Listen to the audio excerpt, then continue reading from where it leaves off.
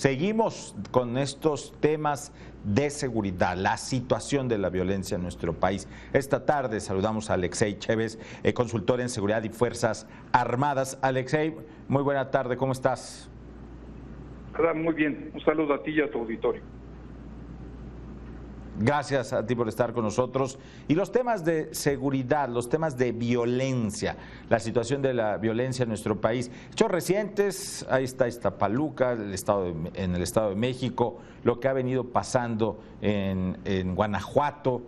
Varias son las entidades, prácticamente gran parte del territorio mexicano, sumergido en hechos de violencia, incluso masacres y vaya, delincuencia común. ¿Cómo pinta nuevamente la situación para este 2022, que pues ya prácticamente va 3 meses de este año? ¿Cómo pinta la situación de la violencia en el país? Bueno, las últimas estadísticas nos hablan de una leve disminución de violencia en los mayores indicadores, o sea, los delitos de alto impacto, que es lo que normalmente se mide. Pero, bueno, como dicen por ahí, una golondrina no hace verano. Sí estamos viendo una pequeña disminución de la violencia, pero sin embargo, los estados que tú acabas de mencionar, Guanajuato, Zacatecas, el Estado de México, han tenido un repunte muy importante en sus números. Entonces, si bien en números globales hay una disminución de homicidios, por ejemplo, en estos estados está creciendo a números que son francamente alarmantes. ¿Cuáles son las causas? ¿Cuáles serían las causas? Si es que se pudiera hablar de causas que están propiciando la violencia en ciertas regiones de nuestro país. Bueno, es multifactorial porque dependemos de cada región. Básicamente la mayoría de estas situaciones se le atribuyen al crimen organizado, a los ajustes entre grupos criminales, básicamente lo que es el cartel de Sinaloa y Jalisco Nueva Generación, por mencionar a los más importantes. Entonces, tenemos esta pelea por la hegemonía de ambos carteles y aparte tenemos un índice de impunidad altísimo, superior al 95%. Entonces, no es que se cometan crímenes, el problema es que los crímenes no se castigan. Y esto obviamente incita a grupos criminales a seguir delinquiendo porque salen impunes de esta actividad que están realizando. ¿Tú crees que corremos el riesgo de que regiones de nuestro país se vuelvan prácticamente con autogobiernos, con autodefensas, como lo hemos visto, que la autoridad deje de mandar ahí? Ya lo tenemos en Guerrero, lo tuvimos o lo seguimos teniendo en Michoacán, donde grupos de autodefensas definitivamente armaban incluso a niños para defender sus comunidades ante la inacción del Estado mexicano. Hoy en día, poco a poco, las Fuerzas Armadas, básicamente el Ejército Mexicano, ha estado tomando control de estas poblaciones, pero todavía no lo ha logrado. Y son poblaciones que están bajo controles de autogobiernos o, en muchos casos, francamente, del crimen organizado. En situación, por ejemplo, de transitar libremente en este país sin que sea víctima las personas de hechos delictivos, también se está volviendo una preocupación. ¿Esto por qué? ¿Se está perdiendo también cierto control de las vías de comunicación? Absolutamente. Yo creo que el Estado ha fallado, esa es la palabra real, ha fallado en proteger al transporte público, en proteger a los conductores de vehículos que transitan por las carreteras. El robo de autotransporte siempre ha sido un problema. Hoy ya todas las asociaciones de autotransporte están levantando los focos rojos de que ya no se puede circular. Recientemente el Departamento de Estado norteamericano acaba de emitir una circular prohibiendo o advirtiéndoles a sus conciudadanos y prohibiéndoles a algunos de sus colaboradores consulares circular por diferentes carreteras del país, y si tú ves el mapa, pues es prácticamente todo el centro norte del país y Tamaulipas.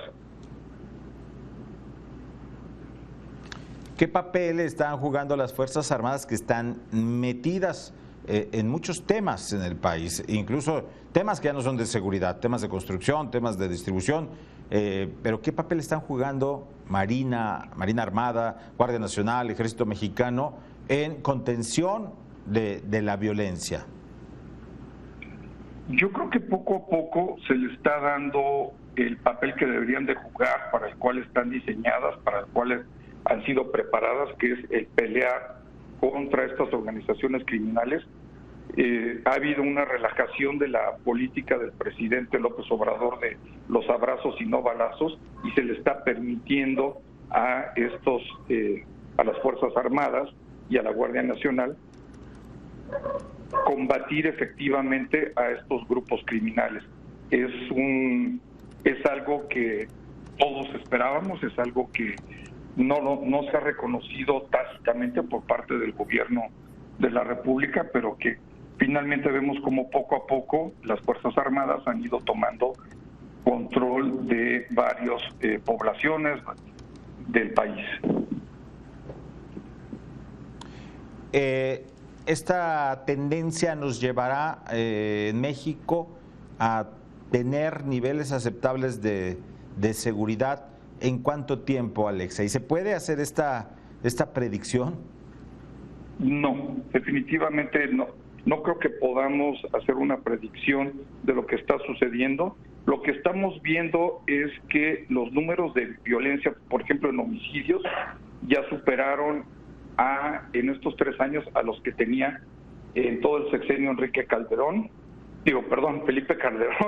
y vamos para lo que termina del año a empatar los números que tenía Enrique Peña Nieto. Entonces, si bien se ha mantenido estable en números la violencia, sobre todo en homicidios, esta arroja muy malos números para el gobierno de México, y no creo que sea una tendencia que la puedan revertir, al menos en este sexenio. Podrán controlar un poco. Alexei Duco, sí. Podrán disminuir sí. En algo los números, pero definitivamente, al menos en nivel de homicidios, este sexenio va a ser el peor que hemos visto en los últimos años.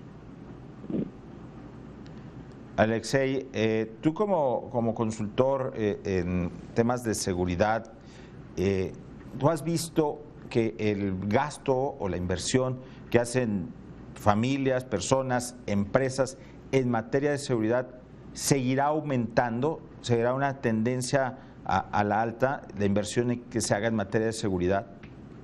Absolutamente. Esto es algo con lo que los mexicanos ya nos estamos empezando a familiarizar, y vamos a tener que seguir invirtiendo en nuestra seguridad. Estos números habían disminuido un poco por la pandemia, sobre todo en lo que respecta a robo de vehículos, a robo de casas habitación, en robo en el transporte público, por la disminución de movilidad de los mexicanos. A la medida que estamos volviendo a la normalidad, estos números van a ir al alza, sobre todo, por ejemplo, en esta época vacacional, donde tendremos a salir de casa y dejar nuestra casa, nuestro vehículo desatendido. Entonces estos números poco a poco van a ir tomando otra vez las características de otros años. Lo principal que invierten de manera personal y empresarial en materia de seguridad para evitar hechos violentos, ¿qué es? Depende mucho. El ciudadano, el común, invierte sobre todo en lo que es protección para el hogar, lo que es herrería, lo que es equipos de CCTV, alguna alarma, y las empresas invierten en cosas un poquito más sofisticadas, sistemas de rastreo de sus vehículos, tiempo real con ellos, guardias de seguridad sobre todo. muchas tiendas y empresas pequeñas, microempresarios, invierten en esta parte en guardias de seguridad y sistemas de CCTV. Eso es. Pues bueno, Alexei, ya nada más para cerrar esta parte, la situación entonces de violencia en el país 2022, 2023, ¿seguirá con la tendencia con la que estamos actualmente o posiblemente hay una tendencia a la baja? Como te mencionaba al principio de esta conversación, hay indicios de que está bajando, al menos en el primer trimestre. Puede crear una tendencia, pero yo no estaría tan optimista todavía, sobre todo cuando vemos el repunte de homicidios, lo que está sucediendo en Nuevo León con esto de las muchachas que están desaparecidas, etcétera. Yo no sería tan optimista, pero sí, si me preguntas, viéndolo optimistamente, hay una posibilidad, hay una pequeña tendencia a la baja y esperamos que así siga, esperamos que continúe por el bien de todos, ¿verdad? Alexei Chévez, consultor en Seguridad y Fuerzas Armadas, gracias como siempre con estos minutos con Mega Noticias MX. Adán, un gusto, saludos.